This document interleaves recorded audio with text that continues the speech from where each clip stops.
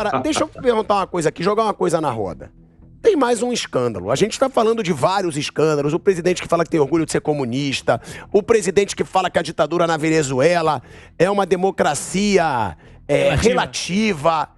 Agora, Rubinho, a Petrobras, acredite se quiser, qual é a grande vergonha, a maior, não é grande, a grande, a maior vergonha do antigo governo Lula? Petrolão.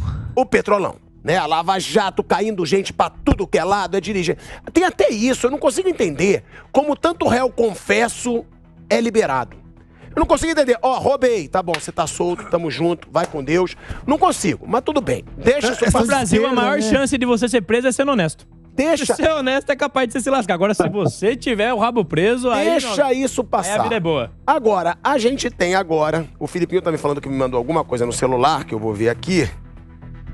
A gente tem a lista das empreiteiras que a Petrobras aceitou.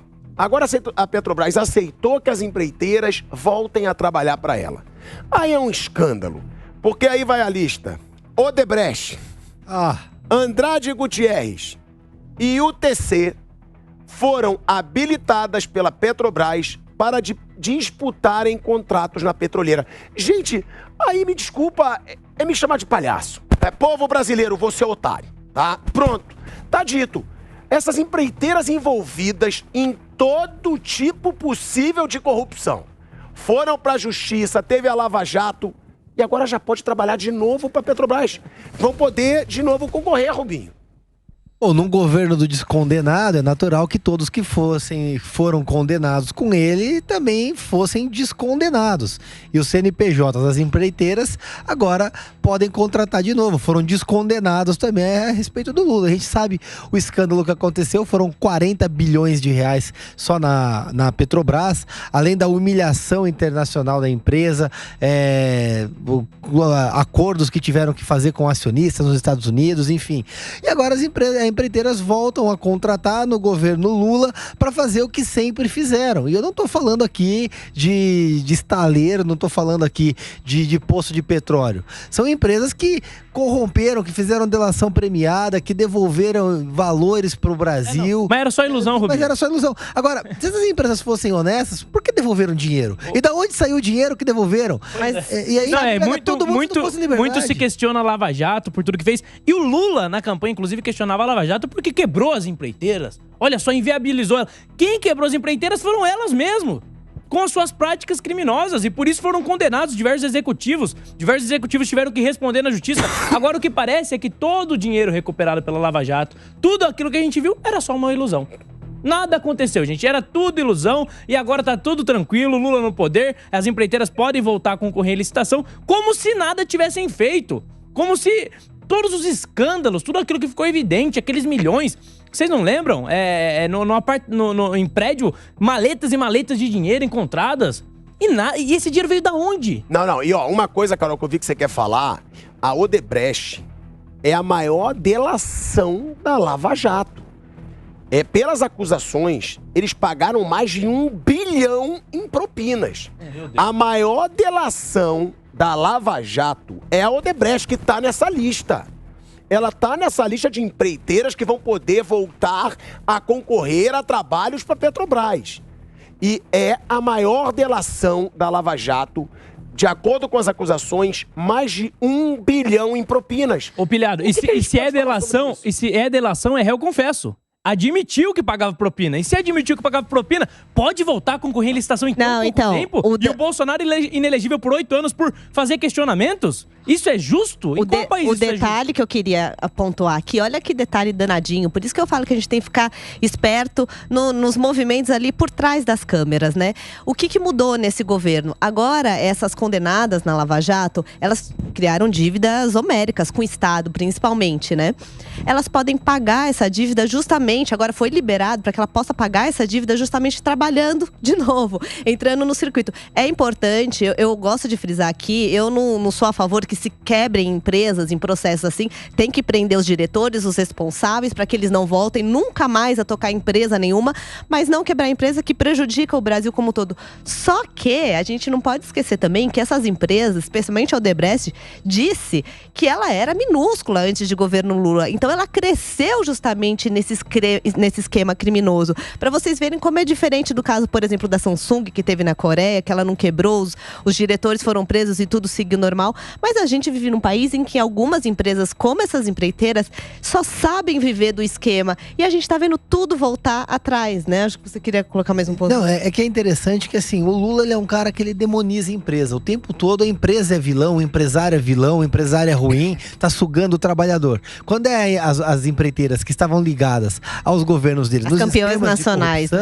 Aí quebraram as empresas e a culpa é do judiciário. Os amigos a do culpa rei. não é, por exemplo, do Marcelo Odebrecht, que passou ali meses, talvez anos preso, justamente por estar envolvido. E como o Pavanato colocou, delataram. Agora, eu pergunto pra vocês, eu tenho um filho pequeno, o Henrique, tem 3 anos. Como que você chega em casa e fala pra ele, não, olha, tá tudo normal, o sujeito foi lá, delatou, devolveu o dinheiro que ele roubou, agora ele vai voltar a contratar e ainda pode processar pra reaver o dinheiro que ele devolveu. Porque se o processo foi nulo, a devolução do dinheiro foi nula. E o promotor da Lava Jato... Devolva também o dinheiro da corrupção pra ele e ele volta a contratar. E o promotor da Lava Jato que denunciou tem que pagar pela operação que fez. Ou seja, o homem que investigava, o homem que fazia com que a lei fosse cumprida, ele é punido e responsabilizado.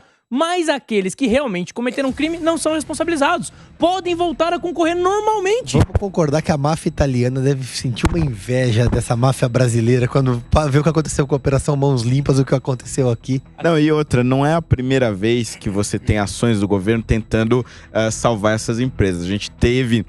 alguns meses atrás, por exemplo, a tentativa do governo Lula, bem lá, acho que ainda na fase de transição, tentando fazer com que as empresas que foram condenadas na Lava Jato pudessem continuar pagando o que elas teriam desviado em forma de obras. Ou seja, ao invés de você fazer uma licitação com uma ampla concorrência para que várias empresas pudessem ali oferecer o melhor serviço pelo menor preço, você evitaria a licitação e colocaria todas as empresas que já foram condenadas. Só que aí você descontaria daquilo que elas devem à União. Só que é óbvio que isso ia dar... um contrato superfaturado, né? Iam superfaturar os contratos de novo e ia dizer, lá, ia fazer uma obrinha, um recapeamento qualquer, já paguei o que eu tô devendo. Então assim, desde que este governo, eu não diria nem de que assumiu, desde que esse governo ganhou as eleições, já na fase de transição, havia um plano para salvar essas empresas. Ô, Holiday, mas eu digo uma coisa, tem método.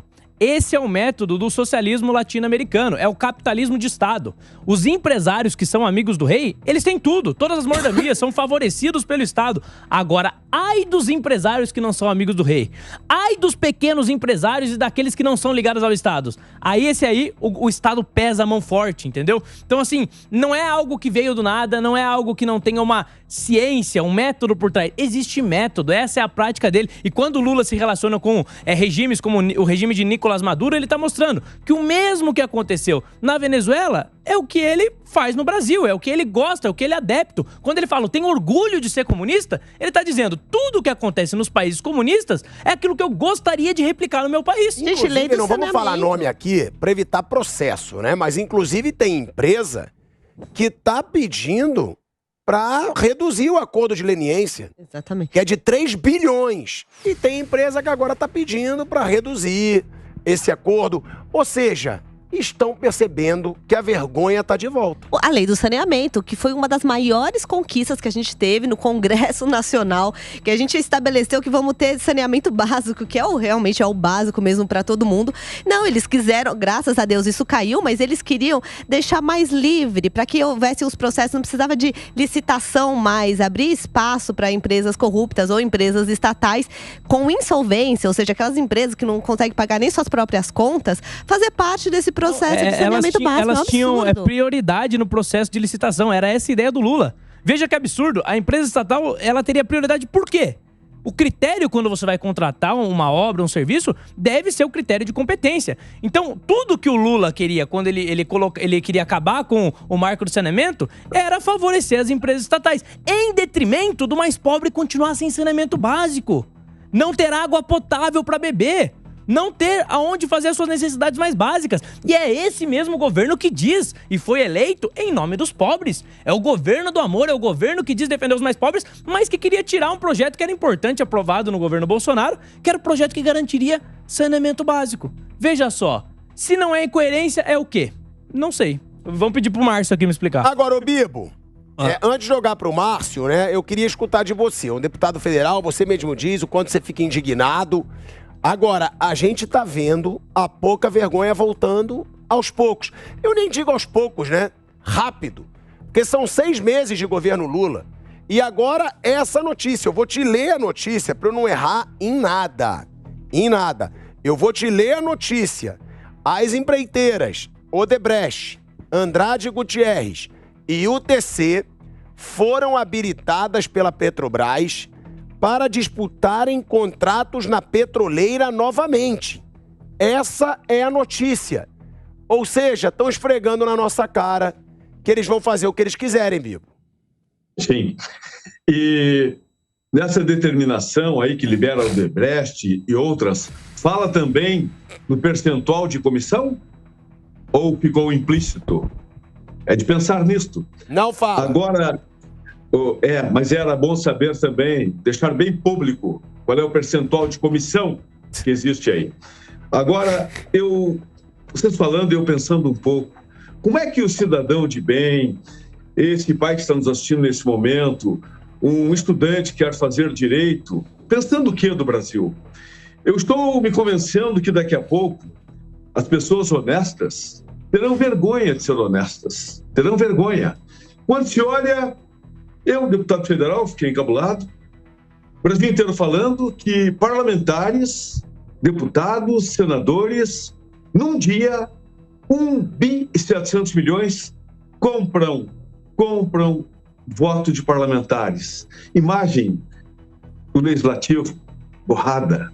Aí vamos para o poder executivo, onde um presidente é um ex-presidiário, um ex-condenado que continua com aqueles seus crimes lá, um presidente da República que idolatra ditadores e que se orgulha de ser comunista.